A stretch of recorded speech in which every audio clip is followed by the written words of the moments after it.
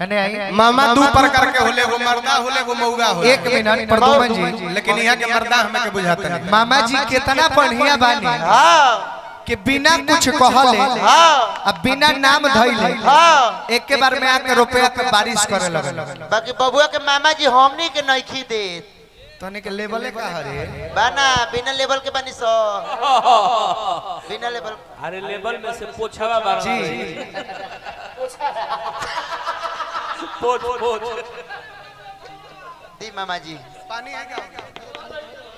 अच्छा बीडीसी बानी मामा जी का ठीक कहनी है बाबा रहुआ कि यहाँ के पैसा ना देनी है अपन जान बचौनी है। बाकी मामा जी 20 पे खिस बढ़ते रहो। अच्छा मुख्य बात तो ई बा कि कहल गइल बानू मामा देखी दू प्रकार के होले। प्रदुमन जी बतावत रहले कौन कौन? एगो मर्दा एगो मौगा। मौगा मर्दा के चिन्ह का है, तू बताओ मौगा के चिन्ह का है। बताओ ना, तू ही बताओ ना।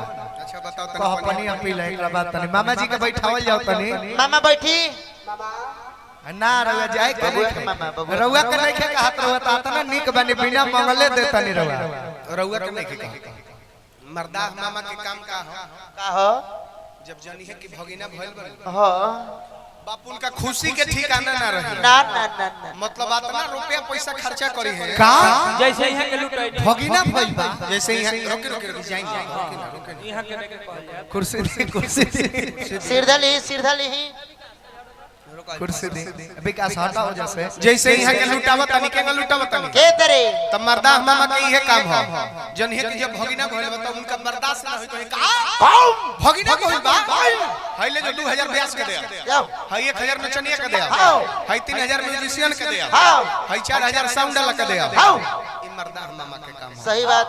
मौगा मामा के जनतनी का काम का हो पहले तक घर में लुकाई रही निकली है ना ना कि निकलब तो कोनो खर्चा करे के कह दी। अगर गलती से कहीं लौट गइले आ कोई कह दे काहे मामा आइए मामा भगिना भइल बा खर्चा उर्चा ना होई त कहे के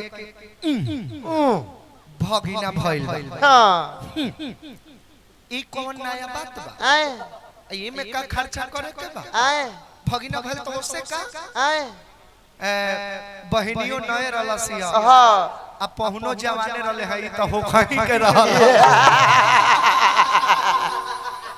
आग लगही के बा।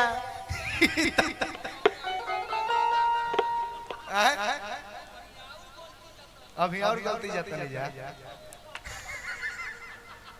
ई बबुआ के मामा ना हुए हां बबुआ के पापा के मामा हुए तो हमने के मामा के ना कहने हमने के लड़का के मामा के कहने बबुआ के मामा के कहल गए। उदाहरण दियाल ह कि मामा का तो रउए लोगन कम लेके नु संतोष करते नहीं वो बीडीसी यहाँ के वहां का एथी बानी। अरे मौत बाकी ढेर लिही से बाकी कमे में फरियाद तनी मामा ई आशीष बाटे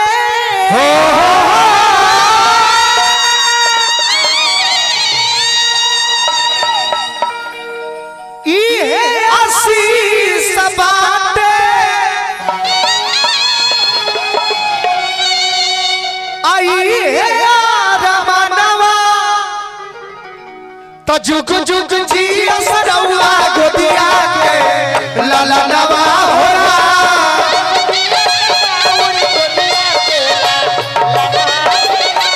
जुग जुग जी सरौआ गोदिया के लाला नवा होला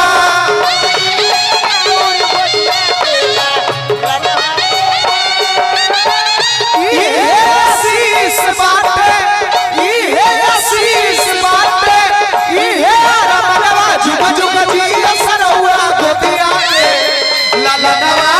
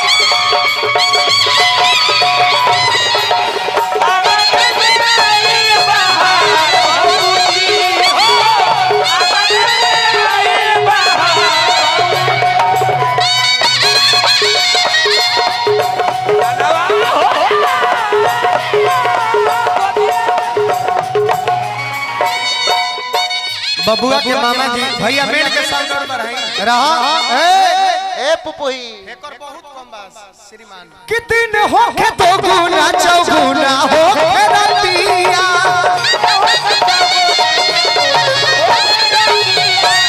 दिन होखे तो गुना चौगुना होखे रतिया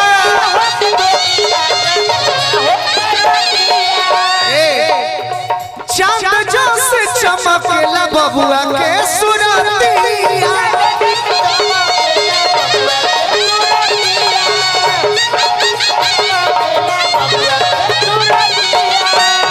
दिन होखे तो गुना चौगुना होखे रतिया रतिया चांद जस चमकेला बबुआ के सुरतिया आहा अन धन लुटाई रउआ अन धन लुटाई रउआ दे देहि खजानवा जुग जुग जिया सरौरा गोदिया के ललना होला जुग जुग जिया सरौरा गोदिया के ललना होला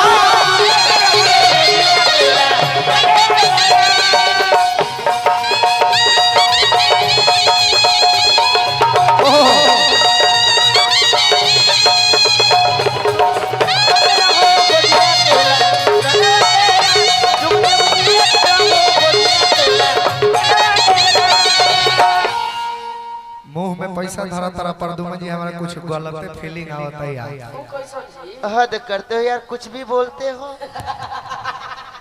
ये सब जनता नहीं क्या टेक्निक कहाँ के हो कहा के ये बबुआ मार देला सगारे मार मत करो लोग ज्यादा ज्यादा हो गए कोनो बात ना भाई ना ना ना बबुआ के ओकर के ले बाबू सर क्या नाम है चश्मा लगा लो ना यार हाय एगो सटले रह गए धर लोग हो देखा हो कहाँ सटल पैसा देवे के तरीका जानता नहीं का हेमे तक खूब बढ़िया बाकी लीलार पर सटल जाता है हाँ ऑर्केस्ट्रा में पैसा देवे के तरीका अलगे होला वो कहाँ जी नायका ऋतिक रोशन लोग के पता चल जाए कि आज गांव में ऑर्केस्ट्रा आवे वाला बा हाँ भी अब बहुत दिन होई तो सैलून में जरूर जाई लोग हाँ कई लोग भाई भाई थोड़ा एक कट यहाँ मार दो हाँ एक कट यहाँ मारो एक भाव पे मार दो हाँ आ तब ऐनक में देख लो ए होई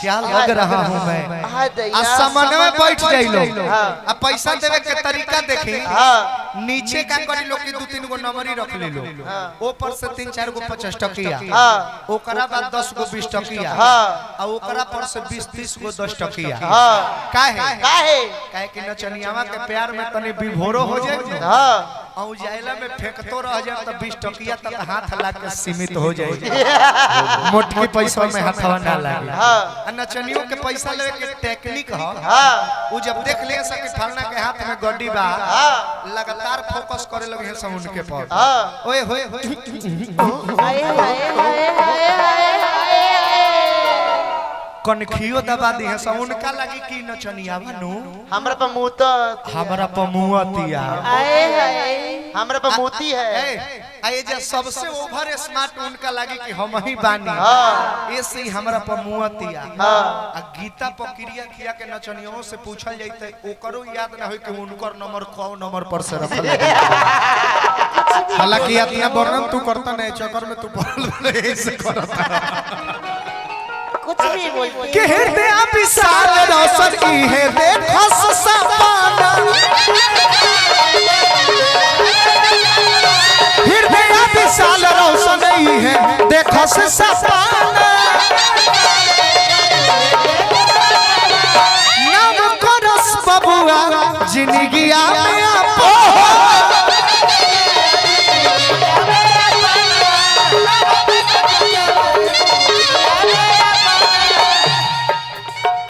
हृदय प्रदुमन सनी है देखो सपना नाम करस बबुआ जिंदगी में अपन अपना ई नहीं के गुण गावे ई नहीं के गुण गावे पूरा जहां जुग जुग जी सरौरा गोदिया के ललना होला जुग जुग जी सरौरा गोदिया के ललना होला जुग जुग जी सरौरा गोदिया के ललना होला